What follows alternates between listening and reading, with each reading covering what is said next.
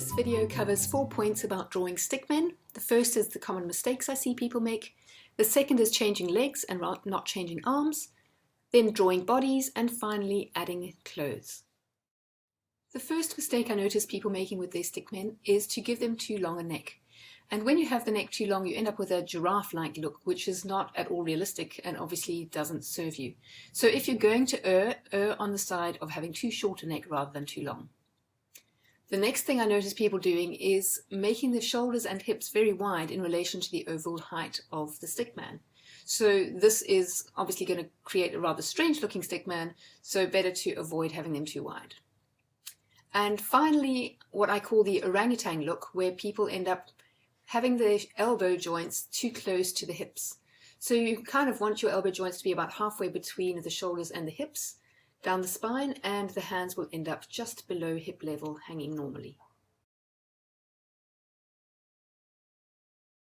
Here we are looking at the difference between regular length legs, very long legs, or very short legs. And you can see what they all have in common. The hips are where the hands sit. So you don't have very long legs and very long arms, or very short legs and very short arms. The hands always have to be able to sit comfortably on the hips if there's a slight bend in the arm. Now it's time to look at adding torsos, and the interesting thing is that the shoulder width can't vary. So if you want to add a fat torso, you're still going to have a relatively narrow or shoulder width size at the top. So it's good to draw the torso in two parts and then join the two, and of course try to make them look 3D. So here we're drawing a slightly fatter belly and rounder torso on this middle stick and joining it up because it's like a big beer keg, I guess. And here the fattest of the lot, again the top half for the shoulders and then the belly down to the trouser area. And you can see that the big round belly ends up going almost, the hands sit on the front of the belly because otherwise they'll stick out on the edges. So that's the thing to notice: as the person gets fatter, the arms overlap in front.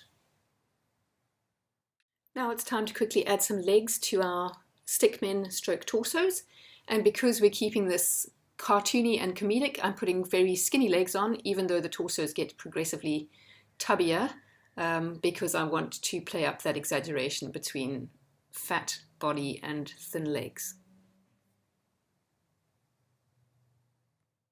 Now it's time to just add some rough and very sketchy clothes here. And you can see where the torso shoulder part joins to the wider part, you can often get a few wrinkles in your clothes. It's also good to see how the sleeves of a shirt or a t-shirt bend around the arms. And then of course you've always got the crotch area of the trousers and the wrinkles behind the back of the knees. The curves at the bottom of the trousers are also important because when you're adding clothes, you really want to get a 3D look by the time you're finished.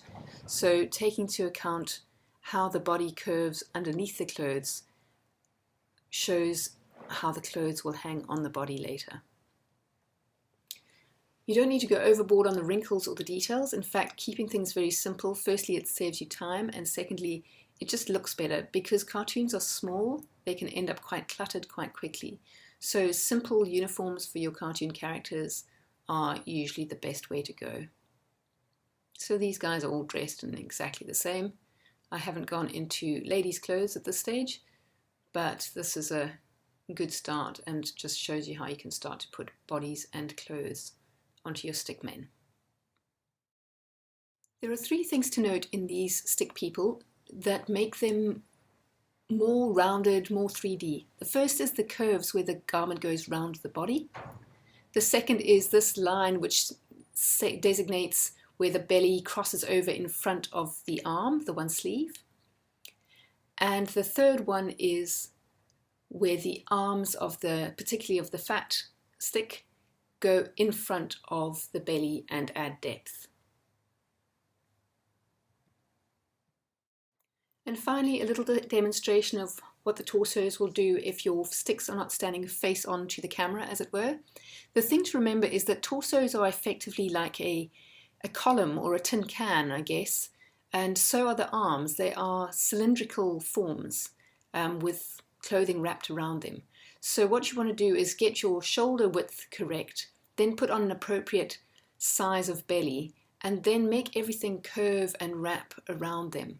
And putting very sketchy lines, showing how things bend around the limbs is how you start to get a sense of depth in your torsos, no matter what position they're in and no matter what your stick person is doing.